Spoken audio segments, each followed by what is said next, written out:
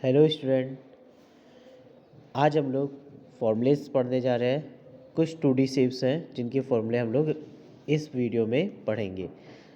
ठीक है, इसके कई सारे पार्ट्स हम बनाएंगे जिसमें अलग अलग तरीके के फॉर्मूले हम लोग पढ़ेंगे। ठीक है, तो इसमें आज हम लोग सबसे पहले पढ़ने जा रहे हैं रेक्टेंगल से रिलेटेड फॉर्मूले।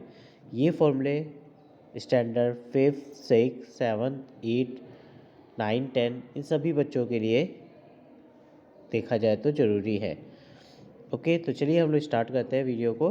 तो सबसे पहले हम लोग बात करते हैं रेक्टेंगल की। तो हम सभी को पता है कि रेक्टेंगल क्या है, एक 2D शेप है। ठीक है, रेक्टेंगल क्या है, एक 2D शेप है जिसके अंदर लेंथ और ब्रेथ पाई जाती है। ओके, तो ये हमारी लेंथ होती है, ये वाला पार्ट जो आपको डार्क करके मैं दिखा रहा हूँ, और ये हमारी क्या होती है, ब्रेथ होती है। ओके, तो रेक्टेंगल में क्या पाया जाता है, लेंथ और ब्रेथ, राइट। तो चलिए अभी हम लोग बात करते हैं सबसे पहला फॉर्मूला कि अगर हम पहले समझना चाहें तो ये जो इसकी बाउंड्री दिख रही है, इस बाउंड्री को हम लोग क्या बोलेंगे, जो आपको रेड कलर की दिखाई दे रही है बाउंड्री, इसे हम लोग क्या बोलते हैं, perimeter. Okay, the total length of the figure is called perimeter.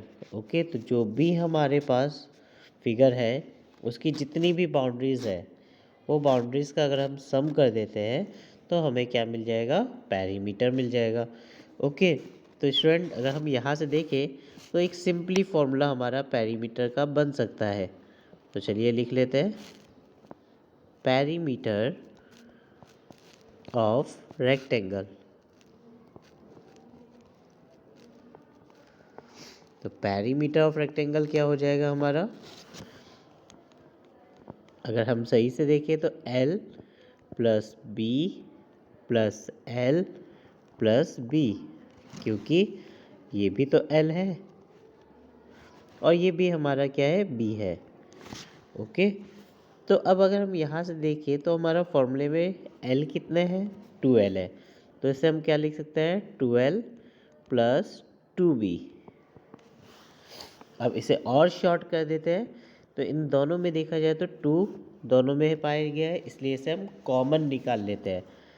तो हमारे पास फॉर्मूला क्या आ जाएगा, 2 multiply L plus B. L plus B हमें किस में, ब्रैकेट में रखना है। ओके, तो हमारा डायरेक्टली फॉर्मूला बन गया 2 मल्टीप्लाई L प्लस बी। या फिर अगर हम भूल जाते हैं कभी फॉर्मूला, तो हमें क्या करना है, इन सारी बाउंड्रीज़ का सम करना है, क्योंकि ये फॉर्मूला जो बना है वो इसी से तो बना है। सारी बाउंड्रीज़ का हमने ऐड किया तभी हमारे पास क्या बना, ये वाला फॉर्मूला बना है, राइट। तो ये हमारा क्या है, पेरीमीटर ऑफ रेक्टेंगल। अब हम लोग बात करेंगे एरिया ऑफ रेक्टेंगल की। तो चलिए एरिया की बात करते हैं। ओके स्टूडेंट, तो चलिए एरिया की बात करते हैं। तो देखिए ये जो अंदर का पार्ट आपको दिखाई दे रहा है, ये सारा जो मैं ग्रीन कलर से कर रहा हूँ, ये सारा का सारा पार्ट क्या है, एरिया है।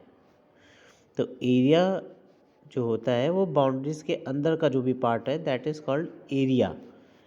ओके, तो हमें एरिया अगर फाइंड करना है तो हम क्या करें, तो इसके लिए भी हमारे पास क्या है, फॉर्मूला है। ओके, तो चलिए इसके भी फॉर्मूले को हम लोग समझते हैं कि एरिया कैसे फाइंड किया जाए।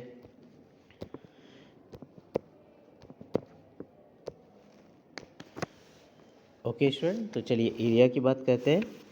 हमने आपको बताया कि जो भी अंदर का हमारा पार्ट होता है, ये जो पार्ट आपको दिखाई दे रहा है, ये सारा क्या है, हमारा एरिया है। अगर हम इस पूरे पार्ट को कवर कर रहे हैं तो ठीक है, ये अंदर का जितना भी पार्ट है that is called area.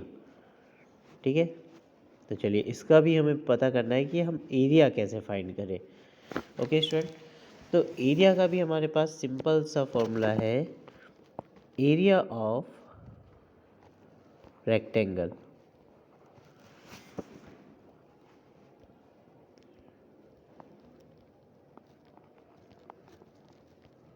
Equals to L into B. L means length, और बी मीन्स ब्रेथ। अगर हम लेंथ और ब्रेथ का मल्टीप्लाई कर देते हैं तो हमें ईजिली एरिया फाइंड आउट हो जाएगा।